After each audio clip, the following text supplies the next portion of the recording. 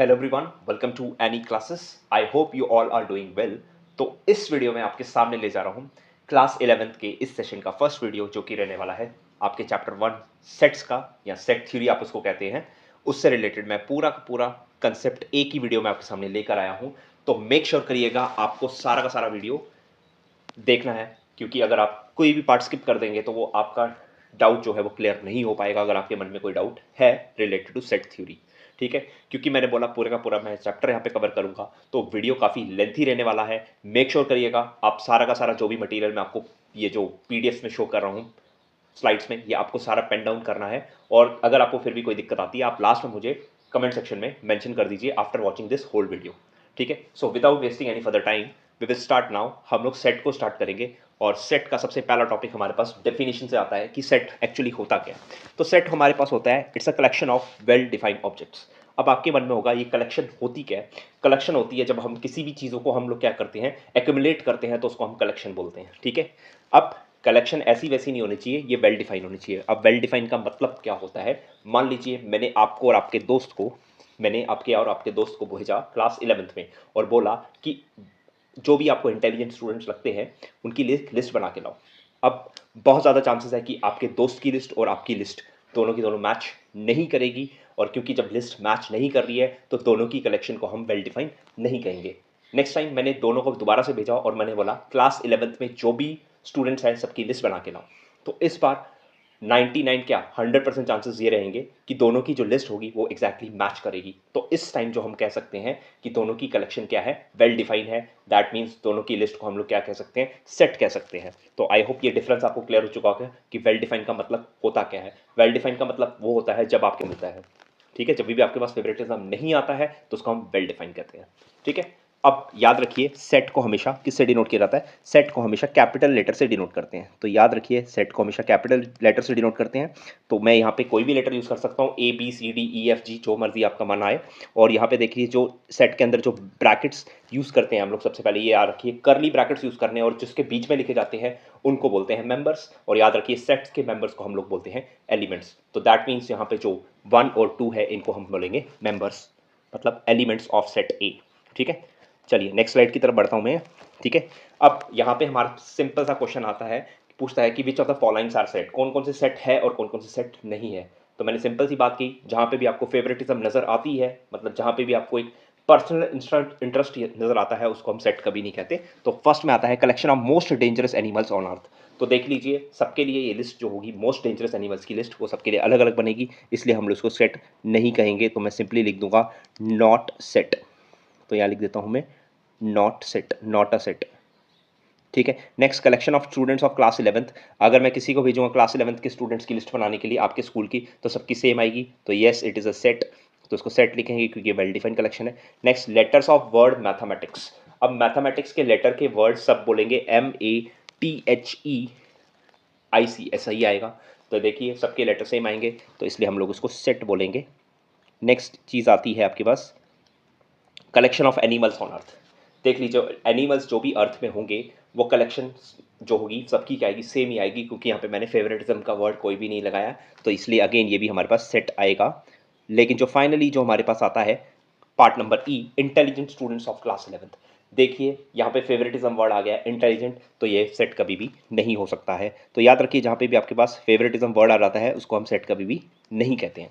तो I hope ये चीज़ आपको क्लियर हो चुकी होगी कि सेट को हम लोग हमेशा कैपिटल लेटर से डिनोट करते हैं और हमेशा करली ब्रैकेट्स का यूज़ करते हैं, और जो उसके बीच में हम लिखते हैं उसको हम लोग क्या बोलते हैं, एलिमेंट्स बोलते हैं। ठीक है, चलिए नेक्स्ट टॉपिक की तरफ बढ़ता हूँ। तो नेक्स्ट टॉपिक हमारे पास आता है रिप्रेजेंटेशन ऑफ सेट्स। तो देख लीजिए सेट्स को हम लोग कितने तरीके से रिप्रेजेंट करते हैं। तो मेनली हमारे पास दो ही तरीके हैं, पहला है टेबुलर फॉर्म जिसको हम रोस्टर फॉर्म बोलते हैं, और दूसरा हमारे पास आता है सेट बिल्डर फॉर्म।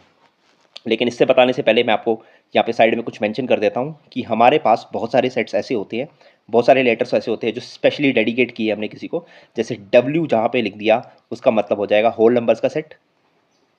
ठीक है, होल नंबर्स का सेट W के लिए यूज़ करते हैं। N का मतलब होता है नेचुरल नंबर्स का सेट, तो ये आपको याद रखना है।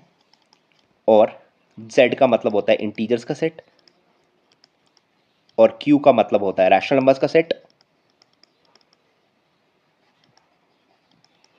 और वहीं R का मतलब होता है रियल नंबर्स का सेट। तो आई होप ये आपको क्लियर होगा।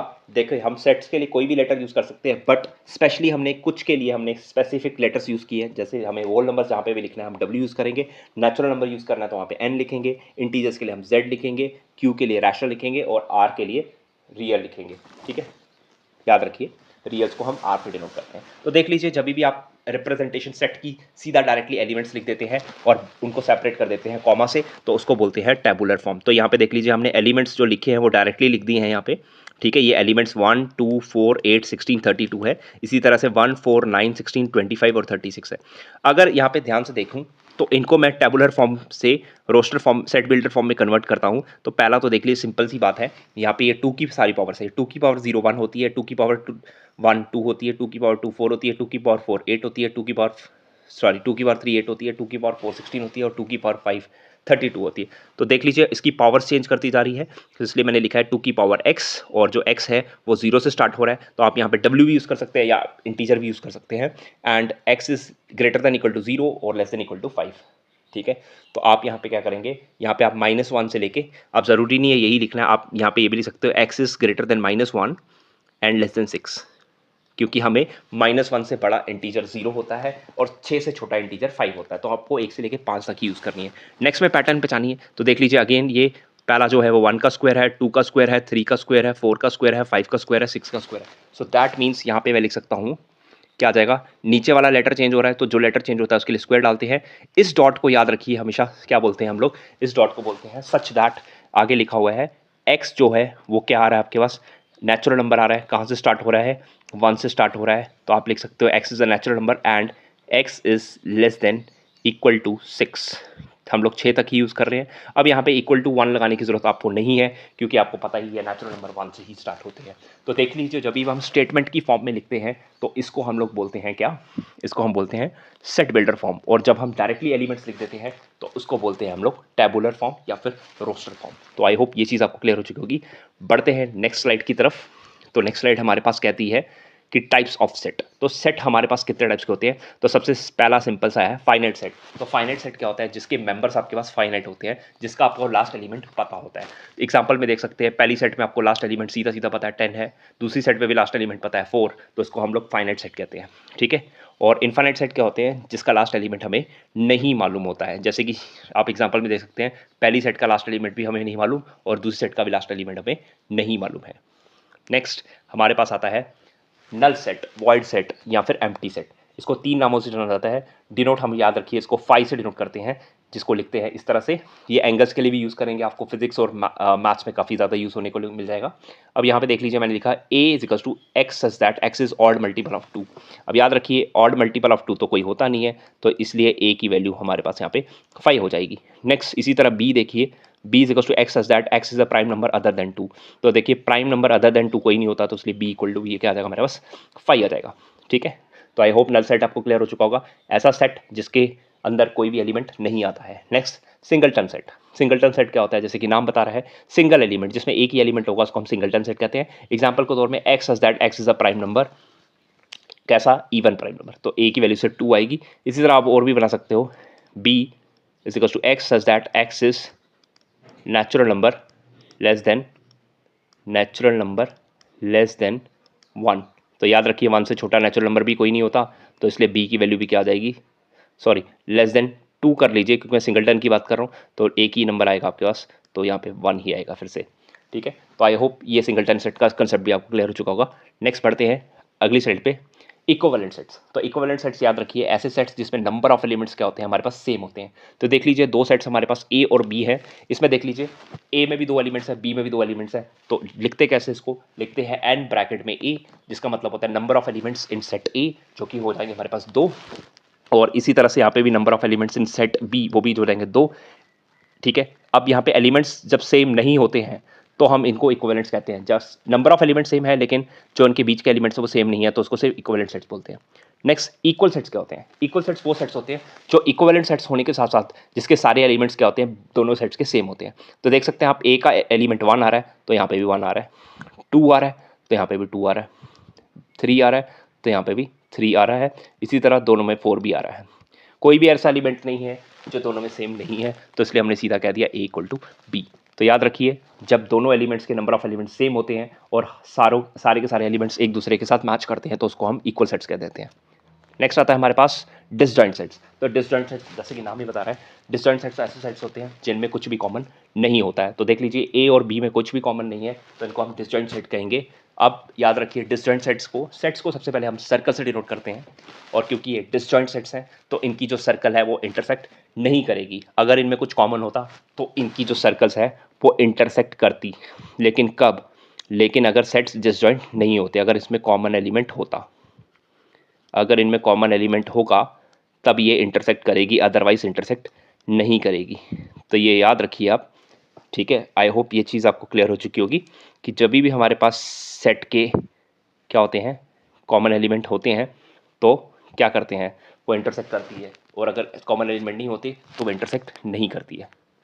नेक्स्ट हमारे पास आ जाता है यहाँ पे साइन, कब बिलोंग्स टू लगाना है और कब बिलोंग्स टू नहीं लगाना है। तो पहले याद रखिए, जैसा का जैसा एलिमेंट लिखा है आपने वैसा का वैसा ही नोट दिया तो बिलोंग्स टू का साइन आता है, नहीं तो नॉट बिलोंग्स टू का साइन आएगा।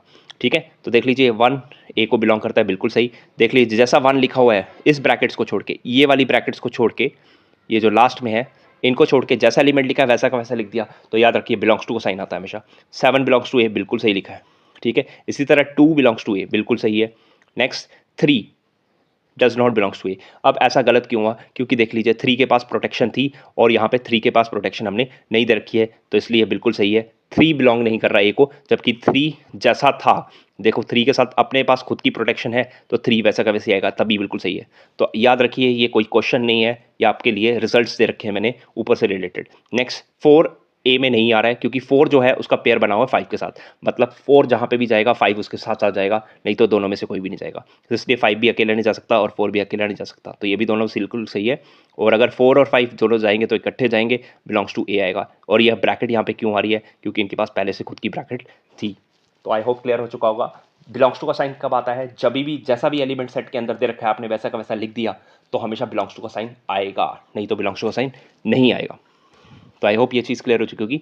बढ़ते हैं नेक्स्ट की तरफ, जो कि कहता है सबसेट का कंसेप्ट। अब सबसेट क्या होता है हमारे पास?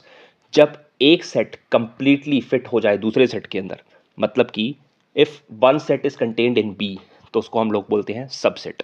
ठीक है, तो आप देख सकते हैं यहाँ से जो ए के सारे एलिमेंट है वो बी में आ रहे हैं लेकिन बी के सारे एलिमेंट ए में नहीं आ रहे हैं, तो इसका मतलब कह सकते हैं हम जो ए की बॉक्स है वो बी की बॉक्स के अंदर फिट आ सकती है लेकिन बी की बॉक्स ए की बॉक्स के अंदर फिट नहीं आ सकती है। ठीक है, तो क्योंकि ए के सारे एलिमेंट्स आ रहे हैं तो ए को हम लोग बोलेंगे सबसेट, और जो बी है बड़ा सेट है उसको बोल देते हैं सुपर सेट। तो आई होप ये चीज़ क्लियर हो चुकी होगी। बढ़ते हैं नेक्स्ट की तरफ। नेक्स्ट याद रखिए, यहाँ पे आप इसकी जगह पहले W लिख लीजिए, ठीक है, और फिर यहाँ पे N लिख दीजिए। ठीक है, तो याद रखिए नेचुरल नंबर्स की सेट हमेशा, नेचुरल नंबर की सेट आप इसमें बीच में और भी एडिशन कर सकते हैं, एक एडिशन और कर सकते हैं W। ठीक है, तो natural number is contain in whole numbers, whole number is contain in integers, integers is contain in rational, rational is contain in real numbers. ठीक है, सबसे पहले याद रखिए आप कुछ बातें। जो 5 होता है वो सबसेट ऑफ एवरी सेट होता है एक्सेप्ट इट्स, खुद का भी होता है। Next A is subset of itself. ठीक है, तो आप यहाँ पे देख लीजिए मैंने 2 साइन लगाए हैं, एक साइन ये वाला लगाया है और एक ये साइन ये लगाया है, दोनों का मतलब सबसेट ही है, लेकिन कौन से साइन का मतलब क्या है वो आपको क्लियर कर देता हूँ।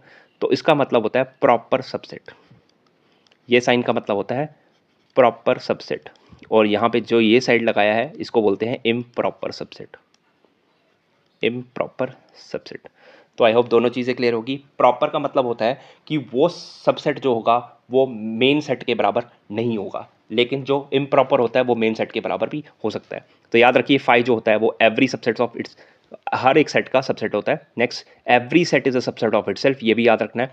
और अगर ए बी का सबसेट है तो याद रखिए, और बी ए का सबसेट है तो याद रखिए ए इक्वल टू बी है। अगर ए बी के अंदर फिट आ सकता है और बी ए के अंदर फिट आ सकता है तो इस केस में ए और बी दोनों क्या हो जाते हैं? इक्वल हो जाते हैं, ये आपको याद रखना है। नेक्स्ट बढ़ते हैं आगे की तरफ, इंटरवल्स की तरफ बढ़ते हैं। तो इंटरवल्स देख लीजिए, इंटरवल्स को कैसे डिनोट करते हैं, specially as a subset of real numbers. तो याद रखिए पहला आता है क्लोज्ड, क्लोज्ड में हम लोग यूज़ करते हैं स्क्वायर ब्रैकेट का। ठीक है, तो अगर मान लीजिए आपके पास स्क्वायर ब्रैकेट्स में लेफ्ट साइड जो लिखते हैं उसको बोलते हैं लोअर लिमिट और राइट साइड जो लिखते हैं उसको बोलते हैं अपर लिमिट। ठीक है, अब लोअर लिमिट अगर के स्क्वायर ब्रैकेट है और अपर लिमिट में भी स्क्वायर ब्रैकेट है तो आपको क्या करना है, वहाँ पे इक्वल टू का साइन डालना है। याद रखिए एक्स की वैल्यू हमेशा लोअर लिमिट से बड़ी होती है लेकिन अपर लिमिट से हमेशा छोटी होती है। एग्जाम्पल के तौर पर अगर मैं ये बना दूँ तो यहाँ पे क्या आएगा, एक्स इज ग्रेटर देन, और इक्वल टू का साइन इसलिए आ रहा है क्योंकि मैंने स्क्वायर ब्रैकेट लगाई है -1 की साइड, और यहाँ पे अपर लिमिट से हमेशा छोटा होता है एक्स तो लेस देन का साइन आ गया, स्क्वायर ब्रैकेट लगी है इसलिए इक्वल टू का भी साइन आ गया। ठीक है, तो याद रखिए जब भी स्क्वायर ब्रैकेट दिखे तो आपको इक्वल टू का साइन लगाना है। नेक्स्ट आती है ओपन इंटरवल। तो याद रखिए ओपन इंटरवल कब लगती है, जब आपके पास क्या होती है, कौन सी ब्रैकेट होती है, स्मॉल ब्रैकेट होती है। ठीक है, तो देख लीजिए यहाँ पे आपको करना क्या है, यहाँ पे ओपन इंटरवल होती है आपके पास दोनों, लोअर लिमिट में भी और अपर लिमिट में भी। और देख लीजिए मैंने एग्जांपल के तौर पे देखिए -2 अभी लिया, तो -2 की साइड भी आपके पास जो अपर लिमिट लोअर लिमिट से एक्स की वैल्यू बड़ी होती है लेकिन अपर लिमिट से एक्स की वैल्यू हमेशा क्या होती है, छोटी होती है। लोअर लिमिट हमेशा लेफ्ट साइड आती है, अपर लिमिट हमेशा राइट साइड आती है, ये याद रखना है आपको। नेक्स्ट, इन दोनों का कॉम्बिनेशन जिसको बोलते हैं सेमी ओपन या फिर सेमी क्लोज इंटरवल। तो यहाँ पे देख लीजिए पहले एग्जाम्पल में जो लोअर लिमिट है वो हमारे पास क्या है, ओपन है लेकिन अपर लिमिट क्लोज्ड है। यहाँ पे लोअर लिमिट क्लोज्ड है, अपर लिमिट ओपन है। तो देख लीजिए यहाँ पे 2,3 में आपके पास 2 की तरफ ओपन लगी है तो इसलिए वहाँ पे इक्वल टू का साइन नहीं डाला, लेकिन 3 की साइड क्लोज लगी है तो वहाँ पे इक्वल टू का साइन डालेंगे। इसी तरह सेकंड एग्जांपल में -1 की साइड क्लोज लगी हुई है तो -1 की साइड हम इक्वल टू डालेंगे, और अपर लिमिट 4 की साइड आपके साथ ओपन इंटरवल लगी है तो इसलिए वहाँ पे इक्वल टू हम नहीं डालेंगे। तो आई होप ये चीज़ क्लियर हो चुकी होगी। बढ़ते हैं नेक्स्ट की तरफ जो कि आता है नंबर ऑफ सबसेट्स। अब एक सेट के कितने सबसेट होते हैं वो आपको कैसे याद रखना है, याद रखिए क्योंकि अगर ए में देख लीजिए मैंने एग्जांपल ली है, नंबर ऑफ एलिमेंट्स इन ए अगर आपके पास 2 हैं तो याद रखिए आपको एग्जांपल याद रखना, नंबर ऑफ सबसेट्स कितना होता है, 2 की पावर n होती है जो कि मैंने यहाँ लिखा हुआ है, तो 2 की पावर 2 हो जाएगी 4। अब ये कैसे बनाना है, सबसे पहले दो तो सबसेट आपको याद ही रखने हैं जो मैंने पीछे भी लिखा था। एक फाई तो हमेशा हर एक सेट का सबसेट होता है और दूसरा खुद सेट ए वो खुद का सबसेट होगा। नेक्स्ट आपको करना क्या है, पहले अकेला एलिमेंट ए का सबसेट बन जाएगा, अकेला एलिमेंट बी का सबसेट बन जाएगा, तो आपके पास आ जाएगा फाई ए बी और ए बी, तो आप काउंट कर सकते हैं। तो यहाँ पे 4 सबसेट आपके पास देखने को मिल रहे हैं। अब इसमें से याद रखिए, इसमें से जो फाई और ए और बी है जो है वो छोटे हैं, वो सेट ए के बराबर नहीं है, लेकिन जो लास्ट वाला सेट है ये वाला, ये ए के बराबर है। तो याद रखिए प्रॉपर सबसेट में से सिर्फ ए की, टोटल सबसेट में से सिर्फ एक ही इम्प्रॉपर होता है जो कि ये होगा, और बाकी तीनों की तीनों क्या होंगे, ये तीनों क्या होंगे, प्रॉपर होंगे।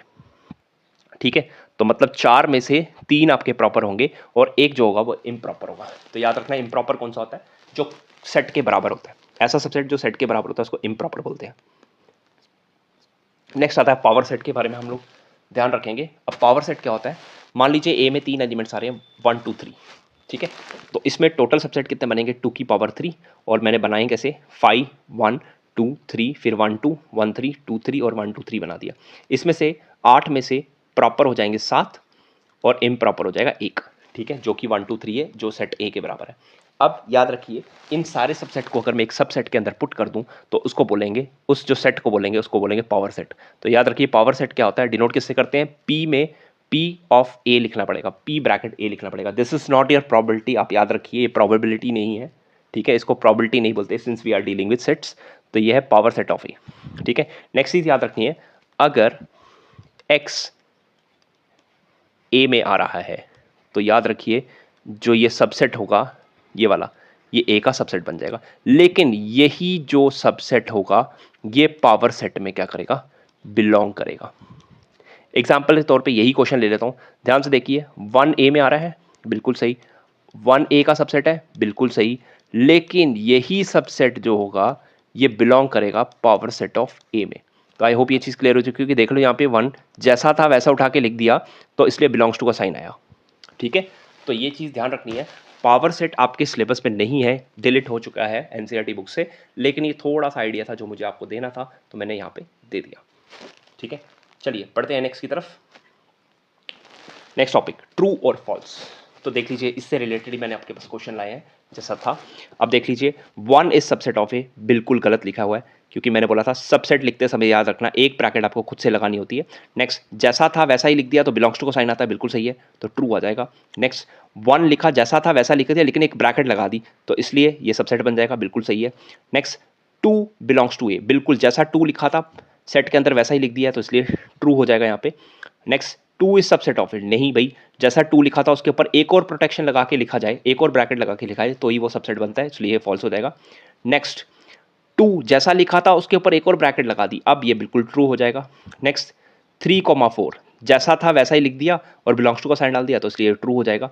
नेक्स्ट जैसा था वैसा ही लिख दिया और एक और ब्रैकेट लगा के लिख दिया तो सबसेट का साइन आएगा, बिल्कुल सही है ये। नेक्स्ट 5 बिलोंग्स टू ए, बिल्कुल गलत है ये क्योंकि हमने 5 के ऊपर प्रोटेक्शन लगा दी है तो यहाँ पे जैसा था वैसा नहीं लिखा। नेक्स्ट 4 बिलोंग्स टू ए, बिल्कुल गलत है ये, 4 ए में नहीं आ सकता।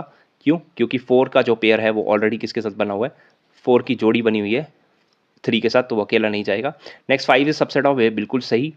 और लास्ट आता है 5 बिलोंग्स टू ए, ये भी बिल्कुल सही है, ठीक है, क्योंकि जैसा था वैसा ही लिख दिया और जैसा था वैसा लिख के ब्रैकेट लगा दी जाए तो सबसेट का साइन आता है। तो याद रखिए जैसा एलिमेंट है वैसा का वैसा नोट डाउन कर दी जाए तो उसमें बिलोंग्स टू का साइन आ जाता है। तो आई होप ये सारी चीज़ें आपको क्लियर हो चुकी होगी। ये सबसेट और बिलोंग्स टू का साइन बहुत ज़्यादा प्रॉब्लम क्रिएट करता है, तो मेक श्योर करिएगा जैसा था वैसा ही लिख दिया सेट के अंदर से उठा के तो बिलोंग्स टू का साइन आएगा, और जैसा था वैसा उठा के लिखा और साथ में और ब्रैकेट्स ऐड कर दी तो उसमें हमेशा सबसेट का साइन आता है, याद रखिए, इंपॉर्टेंट है। नेक्स्ट यूनिवर्सल सेट, ठीक है। तो यूनिवर्सल सेट हमारे पास क्या होता है, एक ऐसा सेट जो सारे सुपर सेट्स का भी क्या है, father of all super sets कह सकते हो आप, ठीक है। तो आप सीधा कह सकते हो फादर ऑफ ऑल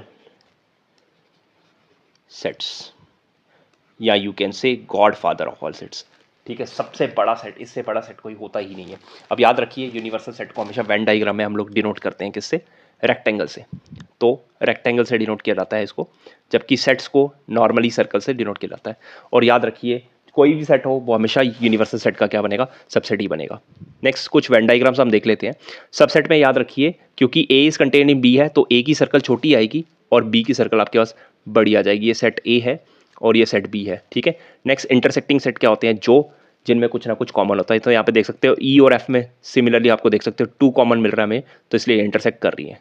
नेक्स्ट हमारे पास आ जाती है डिसजॉइंट सेट, क्योंकि जी सेट में एच सेट में कोई कॉमन नहीं है तो इनकी दोनों सर्कल्स इंटरसेक्ट नहीं करेगी। तो आई होप ये चीज़ आपको क्लियर हो चुकी होगी। नेक्स्ट बढ़ते हैं अगले टॉपिक की तरफ जो कि कहता है ऑपरेशन ऑफ सेट्स के बारे में, ठीक है। तो ऑपरेशन ऑफ सेट्स के बारे में सबसे पहला सेट आता है हमारे पास यूनियन ऑफ सेट्स, ठीक है। यूनियन का डिनोट करते हैं हम लोग यू से, याद रखिए यूनियन को डिनोट करते हैं यू से, और दूसरा जो वर्ड यूज़ करते हैं इसके लिए वो और यूज़ करते हैं।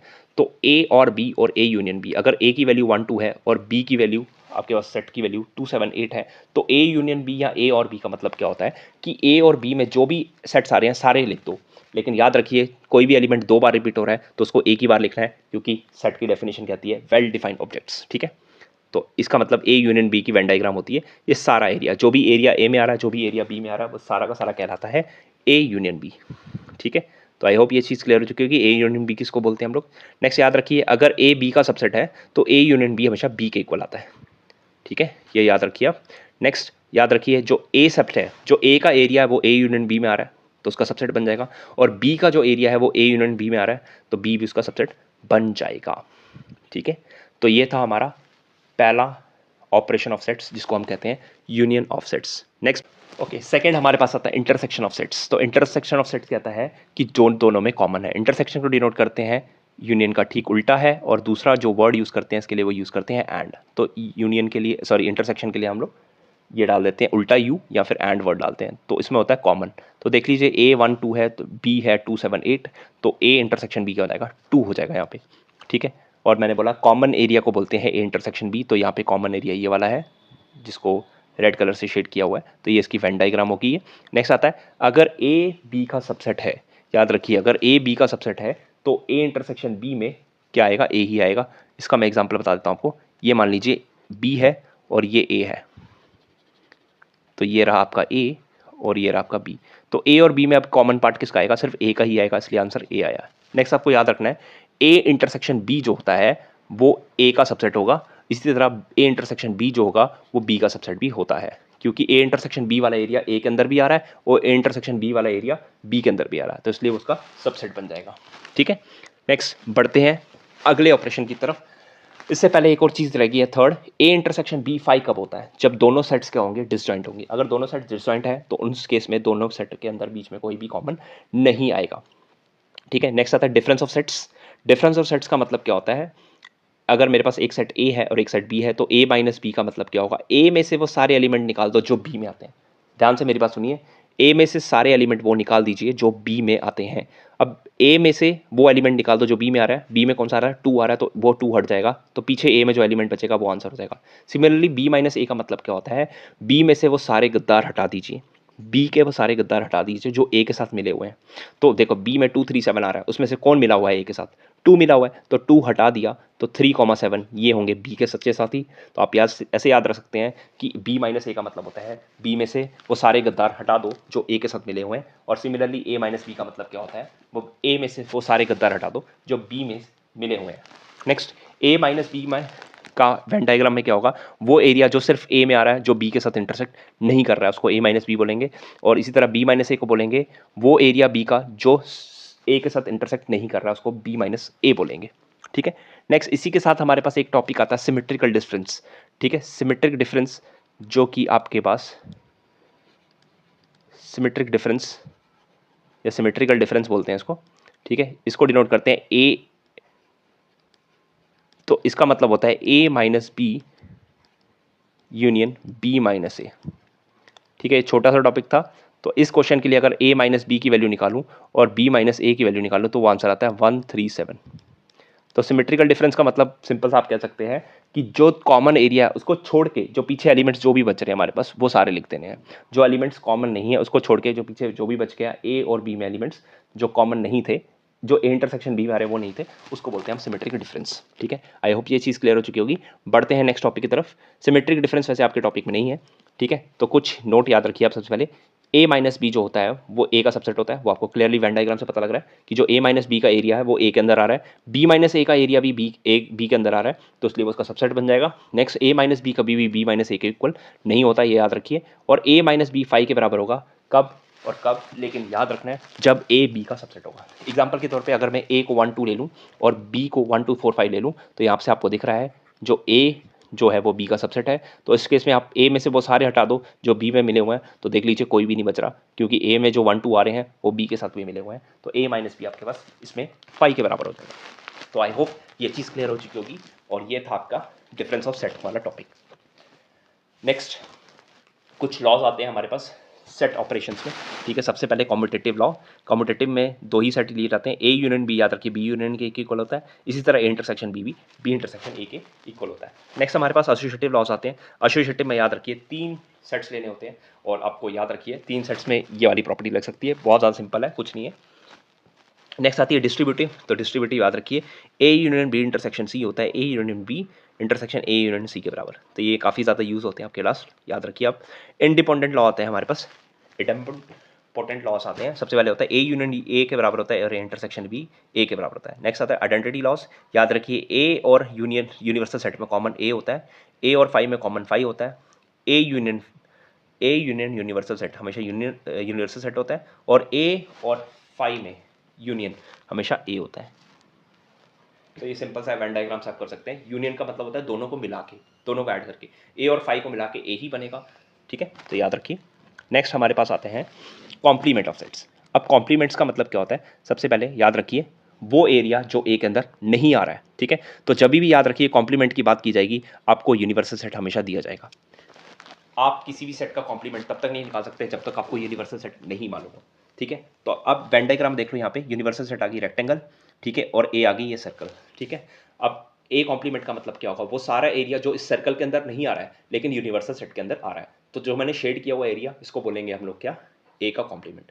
ठीक है, नेक्स्ट हमारे पास आता है ए कॉम्प्लीमेंट को ए के ऊपर डैश या फिर ए के ऊपर सी लगाते हैं, और उसका फॉर्मूला होता है यू माइनस ए, मतलब यूनिवर्सल सेट में से वो एरिया हटा दो जो ए के अंदर आ रहा है, तो जो पीछे जो भी बचेगा वो हो जाएगा ए का कॉम्प्लीमेंट। ठीक है, नेक्स्ट हमारे पास आता है यहाँ पे एग्जांपल के तौर पे, अगर ए की वैल्यू 1,2 है और यूनिवर्सल सेट की 1 से लेकर 10 तक है, तो ए कॉम्प्लीमेंट का मतलब क्या हो जाएगा, वो एलिमेंट्स यूनिवर्सल सेट के जो ए में नहीं आ रहे हैं, तो वो हो जाएगा 3 4 5 6 7 8 9 10। नेक्स्ट हमारे पास आ जाता है यहाँ पे सिंपल सी कुछ प्रॉपर्टीज। पहली प्रॉपर्टी आती है ए यूनियन ए का कॉम्प्लीमेंट, याद रखिए ए यूनियन ए का कॉम्प्लीमेंट होता है यूनिवर्सल सेट के equal. Next A intersection A का कॉम्प्लीमेंट होता है 5 के बराबर। ठीक है, नेक्स्ट किसी सेट का 2 बार कॉम्प्लीमेंट लोगे तो वो ओरिजिनल सेट के बराबर हो जाता है। सेट का कॉम्प्लीमेंट होता है 5 के बराबर, मतलब यूनिवर्सल का उल्टा क्या हो जाएगा 5, और 5 का उल्टा मतलब क्या होता है, 5 होता है कुछ नहीं, कुछ नहीं का उल्टा क्या होता है बहुत कुछ। इसी तरह यूनिवर्सल सब कुछ का उल्टा क्या होता है, कुछ नहीं। ठीक है, तो फाइव, आई होप ये चीज़ आपको क्लियर हो चुकी है। लास्ट टॉपिक जो हमारे पास इस वीडियो में आता है जो कि है D Morgan's law. D Morgan's law काफ़ी ज़्यादा इंपॉर्टेंट हो जाते हैं हमारे पास, क्योंकि ये काफ़ी ज़्यादा यूज़ होते हैं आपके ना ही सेट्स में, ये प्रॉबिलिटी में भी देखने को आपको मिलेंगे। तो पहला कहता है ए यूनियन बी का कॉम्प्लीमेंट जो होगा वो A complement intersection B complement के बराबर होगा। याद रखने का सिंपल सा तरीका है, सबसे पहले ए का कॉम्प्लीमेंट लोगे तो ए कॉम्प्लीमेंट बन जाएगा, यूनियन का कॉम्प्लीमेंट लोगे तो इंटरसेक्शन बन जाएगा, बी का कॉम्प्लीमेंट लोगे तो बी कॉम्प्लीमेंट बन जाएगा। ठीक है, प्रूव करने के लिए मैं वेन डायग्राम्स का यूज़ करूंगा। तो देख लीजिए सबसे पहले क्या है, A union B. A union B क्या होता है, जो मैंने रेड से क्या किया हो, शेड किया हुआ है, आपको उसका कॉम्प्लीमेंट लेना है। तो कॉम्प्लीमेंट का मतलब क्या हो जाएगा, वो एरिया जो इन सर्कल्स के बाहर आ रहा है। तो इन सर्कल्स के बाहर ये ग्रीन से मैंने शेड किया हुआ है, ये आ जाएगा ए यूनियन बी कॉम्प्लीमेंट। ठीक है, नेक्स्ट हमारे पास आता है A complement intersection B complement. सबसे पहले ए कॉम्प्लीमेंट क्या हो जाएगा, जो ए के अंदर एरिया नहीं आ रहा है वो मैंने डिनोट किया हुआ किससे, रेड लाइन से, रेड हॉरिजॉन्टल लाइन से। ठीक है, नेक्स्ट आता है बी कॉम्प्लीमेंट, मतलब वो एरिया जो बी के अंदर नहीं आ रहा है वो मैंने डिनोट किया हुआ है ग्रीन लाइन से। अब यहाँ पे इन दोनों का इंटरसेक्शन लेना है। इंटरसेक्शन का मतलब वो एरिया जहाँ पे हमारे पास कौन सी लाइन्स आ रही है, हॉरिजॉन्टल और वर्टिकल लाइन दोनों आ रही है, तो वो हो जाएगा हमारे पास यही एरिया। तो दोनों आप कंपेयर कर सकते हो, जहाँ पे आपके पास दोनों लाइन्स आ रही है वो भी दोनों सर्कल्स के बाहर आ रहा है, और यहाँ पे जो हमारा ये वाला आर एल एच एस था वो भी दोनों सर्कल्स के बाहर आ रहा था। तो दोनों इस तरह से हम लोग प्रूव कर सकते हैं। नेक्स्ट डी मॉर्गन्स लॉ की सेकंड वाली आती है हमारे पास, ए इंटरसेक्शन बी का कॉम्प्लीमेंट। तो देख लीजिए, ए का कॉम्प्लीमेंट लोगे तो ए कॉम्प्लीमेंट बन जाएगा, इंटरसेक्शन का कॉम्प्लीमेंट लोगे तो यूनियन हो जाएगा, और बी का कॉम्प्लीमेंट लोगे तो बी कॉम्प्लीमेंट बन जाएगा।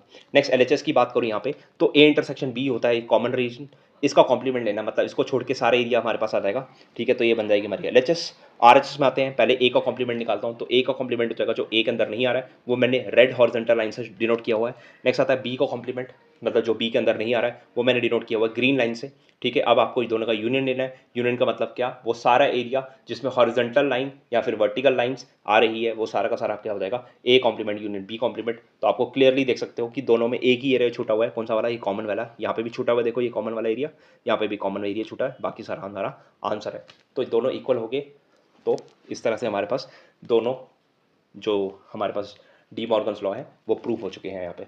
ठीक है, सो इसी के साथ हमारा ये चैप्टर खत्म होता है। मैंने सारे के सारे कंसेप्ट एक ही वीडियो में कवर कर दिए।